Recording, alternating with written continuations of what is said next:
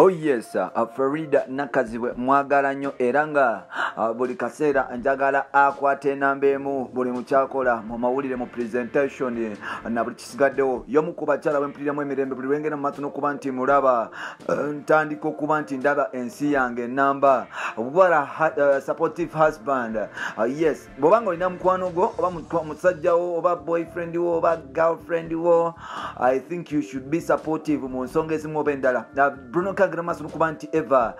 taking up Farida Nakazibwe ku mwanjo buli kaseera mukulembeza muli byakola era nga avudde n'atutegeeza nti ono ye Oprah Winfrey we Uganda. Omukyala kyasinze okuba nti obaolyawo apresentinga TV show n'okuba nti obaolyawo mututumufu mu nsi yonna nga asinzira wali mu ggwanga lya America. Wanene omukyala Farida Nakazibwe nabwe kityo ku TV obaolyawo she's among the most respected people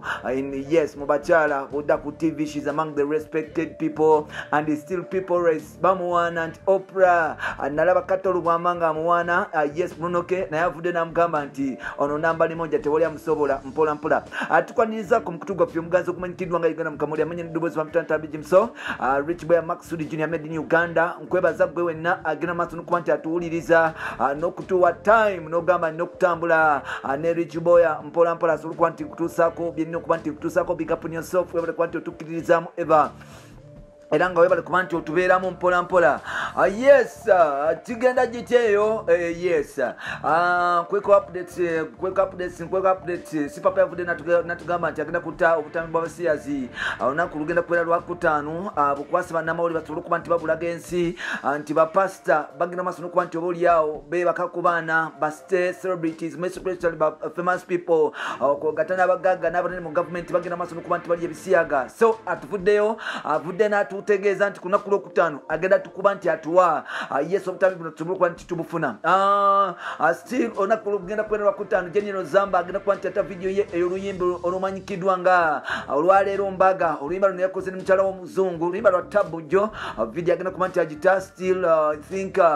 Mpalavu nagirabikawo Palaso agenda kuba nti naye agita ne mukyala mukulu amanyikiddwa nga Sasha Brighton yabadde vixen bweno video and from now tusuubira okuba nti tugiraba. So zezimu ku music updates ezife Kampala Uganda zolina okuba nti omanya yes nga bwe kirina okuba nti kitambula ani awo omulago nalabiko ani awo Bobi Wine naye agenda kutayo singa endala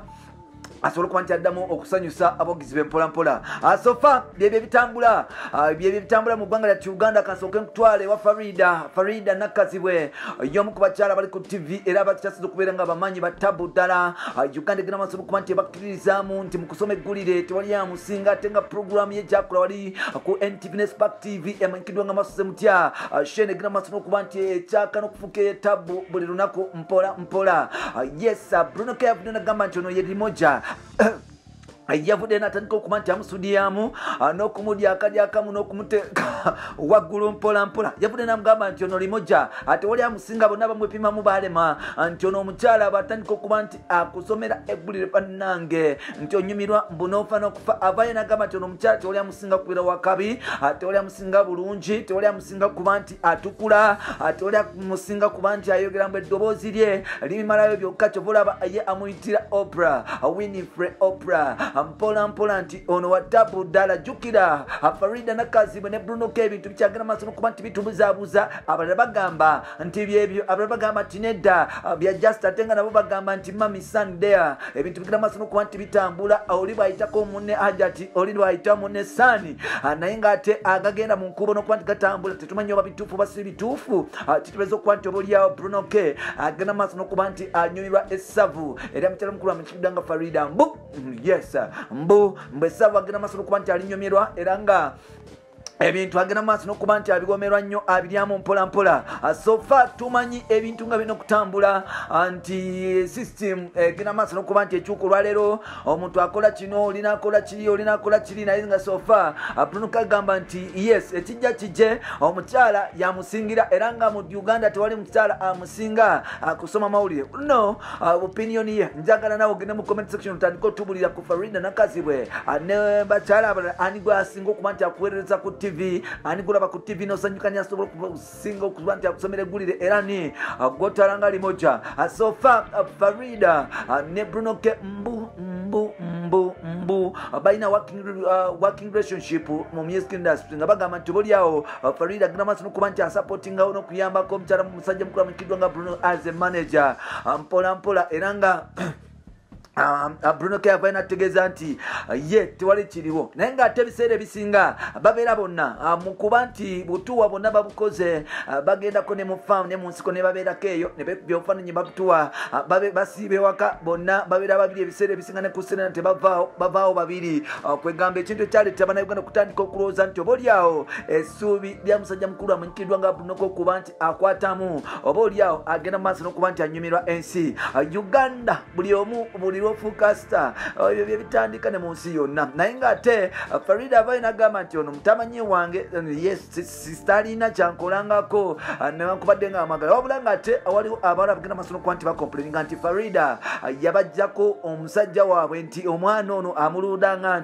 nti bw'aba ageze mu jimu Farida abeerawo nti omuvubuka ono bamalawo kuba nti obaolyawo agenze okumusala enviiri ewaziwa n'okumuzitereeza nti omusaala ono tayagalira ddala buli obuwala obukola masajja kukwata ku bbaawe era abugoberawo n'abagamba nti nedda mutambule mugende tulaba Bruno K buli kaseera agenda maaso n'okuba nti awana Farida ate nga ne Farida sometimes agenda maaso n'okuba nti yesala obuvaazi obwambala bwa Bruno K era nga omukwano gugenda maaso n'okuba nti gutulaga onagamba nti makyalaize azigezaako okuba nti obaolyawo yes azimutundira bya mpolampola bya bizinesi so nga se neŋŋamba endala zigamba nti ne bizinesi yayita nti ne bizinesi yayitawo mpola mpola nti tebakyali just bagenda maaso n'okuba nti bekwatamu ebyeddala soke ompa opinion yolowooza kikyolowooza ku Bruno K ne Farida nakazibe avaayo amugamba ye namba limoja wa Uganda kikyolowooza ku point bweti era nga ku studio babya ddala mwebale kuba nti mutambula naffe bamutantambitimu so Rich Boy Max Sudi Junior kankomewo nateera